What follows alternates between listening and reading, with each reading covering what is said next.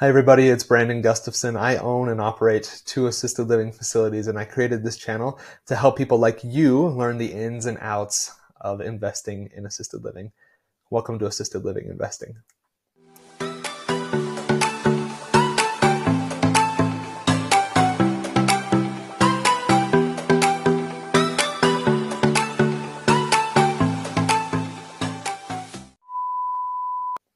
In our last video, we talked about how to be an effective assisted living operator, what that process is like. So go ahead and watch that video. I'd love to get your feedback on that, comment on the video, and let me know some of the things that you're learning or things that you're concerned about in being an assisted living operator. Today, we're going to be getting into how do I set expectations with my assisted living facility administrator. This is one of the big things that I hit on in that last video is setting expectations. So we're going to dive into the process of doing that today. So number one is in-person meetings. So having a retreat style meeting to set expectations goes a long way towards setting and maintaining those relationships with your administrator. We try to have a physical presence at each of our facilities 2 to 4 times a year. And a big part of that visit, of us being there on site, is doing like a half-day retreat style meeting to just review things. Our in-person meetings, they follow a lot of the same structure that we do in our regular virtual meetings. And I'll link below the resource for our free template, and visit me on assistedlivinginvesting.net to also get that free resource. But we kind of follow that same structure, but we go a lot more in depth. We really dive down into that. And it serves the purpose of us being a little bit more aware and involved with the daily happenings of the facility, and also to help build trust with our facility administrator. And we kind of go into individual staff members and individual residents and kind of what's going on, and tell me a little bit more about them so that we are aware of them, so that in those regular virtual meetings, we're able to say, oh, hey, how's Johnny? How's Sally? What's going on with them? We talked about it 3 months ago. Has that issue been resolved? Or what's their family life doing? Those types of things. Also, getting FaceTime is just key to further developing the relationships with your facility administrator, and setting and, again, reiterating your expectations for how things are going to be run at the facility, what you expect from them as far as communication and meetings and cadence and occupancy and all of those different things. These are big conversations that are better suited for an in-person conversation rather than a virtual conversation. If you need to do it virtually, that's fine. But having a more in-depth conversation, make sure that you're setting that is just going to go a lot further. It's going to be more effective. So I would encourage that you have those types of conversations in person. In-person meetings, they take more time. They can take more money, but they are so much more effective. And for us, doing that 2 to 4 times a year at each of our facilities seems like a good cadence for getting that FaceTime and having those types of in-person important conversations with our administrators. The next thing would be, regular meetings, those virtual meetings that I do because I'm out of state, but you could do those in person as well. But just be consistent with those meetings. Set a cadence and make sure you're consistent in getting those done. And have that consistency both in the frequency that you're doing and the things that you're talking about. So consistent meetings, let your administrator know when you're going to be talking to them, so they're not blindsided by a call from you at odd or irregular hours.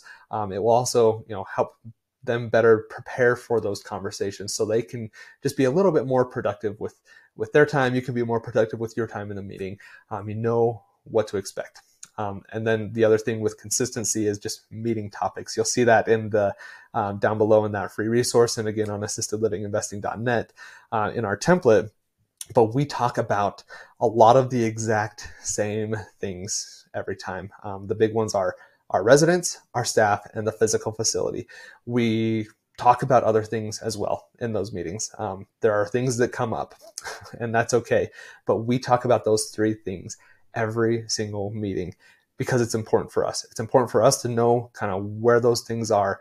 And it also sets the expectation with the administrator that these things are important. I better have an update on how these things are going, because we're going to have a conversation about those things in our meeting.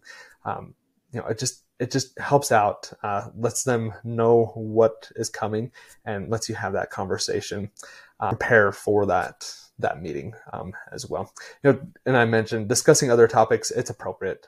We do like to keep those 3 consistent items, but things come up all the time. We're working through some I would say extra facility issues in our Colorado facility right now that require some extra attention.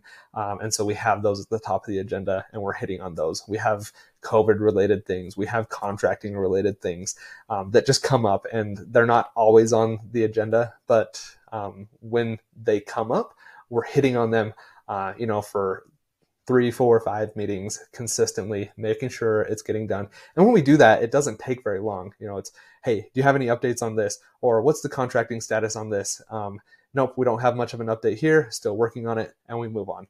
But keeping things on that agenda, keeping things there top of mind in your conversations, and just having that be consistent is just going to be key for you. The other thing I would point out is just other discussions, right? So you'll want to set expectations on responsiveness to things like phone calls and text messages, emails as well. There are going to be things that come up that you have to get done quickly. We're trying to renew our insurance, for example, right now. And I have questions about certain things that are happening at the facility that I don't know because I'm not there on a daily basis. And so I needed to have a conversation with our administrator. So set up a time to meet off cadence, to have a quick 15-minute conversation and review those items. Same thing on her end. If she has something that she needs to talk to me, I'm going to answer the phone. We're going to have a conversation so we don't have to play phone tag, and we're more efficient with our time, and nobody gets caught up in trying to get things done. So just set that expectation on responsiveness for those types of things for when issues come up. Having the expectation that you get back as quickly as you can, or say something, within a couple of hours that you get back to them, or just a quick text message, I'm working on it, or I'll get back to you soon, I'm in a meeting, or something like that. Just like a confirm receipt just goes a long way. Set expectations for those types of things. It's just going to help you out in your conversations. So that's another thing that I would just suggest. In addition to those regular meetings in person and those kind of weekly, bi-weekly meetings, would just be other discussions you need to have expectations for what that looks like. Something else to note is the things that you talk about equate to things that are important. So if something is important to you as the operator, if you as the owner and operator, it's important to you, then talk about it. Set an expectation for what you need and why it's important. Over communicate. Again, I can't stress this enough. Just over communicate, say something, be transparent, make sure that you're having those conversations, say what you need. Don't beat around the bush. Just get to it and just be forthcoming, be transparent, just communicate it. You expect your administrator or anybody else for that matter to be a mind reader and to know exactly what you need without you communicating that information to them. You need to have a conversation. You need to say what's in your mind, get it out to other people so they know what you're thinking, so that you don't get frustrated by them not doing things the way you thought they should be done because you didn't communicate it to them. Talk about it. Just have a conversation, make sure it's clear, and go from there. And if there are issues beyond that, then have a conversation or make a change or whatever you need to do. But don't expect people to read what's in your mind and get everything exactly how you want it the first time without even talking to them about it.